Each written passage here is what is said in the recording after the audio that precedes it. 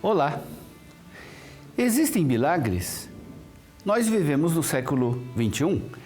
A fé nos milagres não é algo ultrapassado? Crer em milagres é sinônimo de atraso, superstição?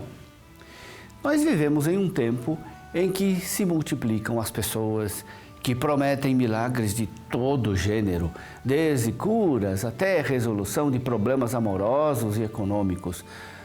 Não é raro, infelizmente, perceber que aumenta a prática do charlatanismo descarado e da exploração da credulidade dos incautos.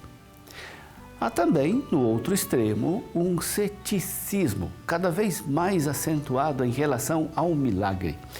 Intensifica-se em nosso tempo uma mentalidade arrogante de julgar a fé nos milagres como pura superstição e ignorância. Como o cristão compreende o milagre? Qual é o significado do milagre para a vida humana? Sem ter a pretensão de dar uma resposta exaustiva, devemos nos aproveitar desses questionamentos para uma reflexão sobre o assunto a partir dos evangelhos. É inegável que Jesus tenha realizado muitos milagres. Se quisermos interpretar os relatos dos milagres de Jesus simplesmente como narrativas simbólicas ou míticas, seremos obrigados a duvidar do caráter histórico dos evangelhos e, por fim, da própria historicidade de Jesus Cristo. Jesus não realizou milagres como um curandeiro ou como um mago. O seu comportamento nos milagres nunca foi motivado por interesse algum de atrair a atenção das pessoas para si, nem de exibição de poder para deslumbrar as multidões. Para curar, Jesus não lança mão, por exemplo, de sortilégios ou de fórmulas mágicas. Jesus realiza os milagres, curas, exorcismos, como sinais messiânicos.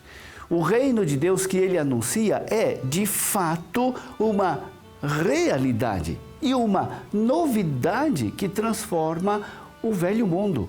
O pecado, com todas as suas consequências maléficas, doenças, dores, morte, é finalmente vencido, porque a salvação de Deus se realiza no mundo.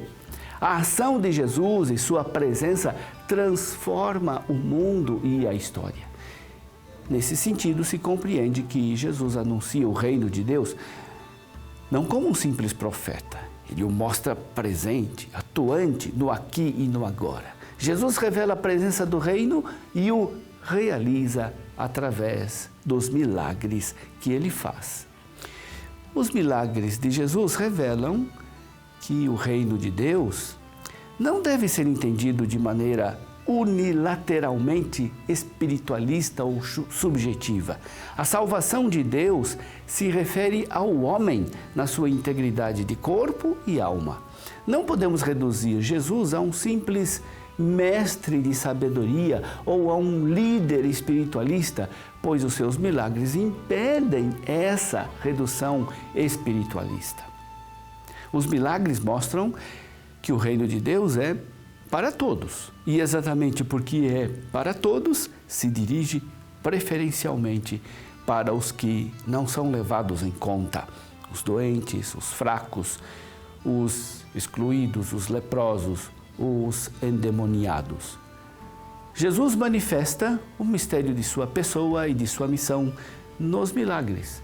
Eles dizem que a sua palavra não é palavra vazia e que sua ação na história não é mera aparência. Sua palavra é palavra de potência, que reclama a resposta de fé. A sua atuação no mundo incide realmente na história, transformando-a de história de pecado em história da salvação. Os milagres de Jesus mostram que o Evangelho não se restringe a esse mundo, mas ao mesmo tempo é uma força que transforma o mundo das pessoas, as suas relações e as suas instituições. ele se traduz na libertação do pecado e também na libertação da doença e das injustiças. Nem todos os cristãos recebem o poder e a graça de operar milagres. Todos os cristãos, porém, receberam a força do Evangelho, com a qual atuam não em função dos próprios interesses egoístas, mas para o bem de todos, principalmente dos mais necessitados. Receba de Deus a bênção que transforma o coração e o mundo. Em nome do Pai, e do Filho, e do Espírito Santo. Amém.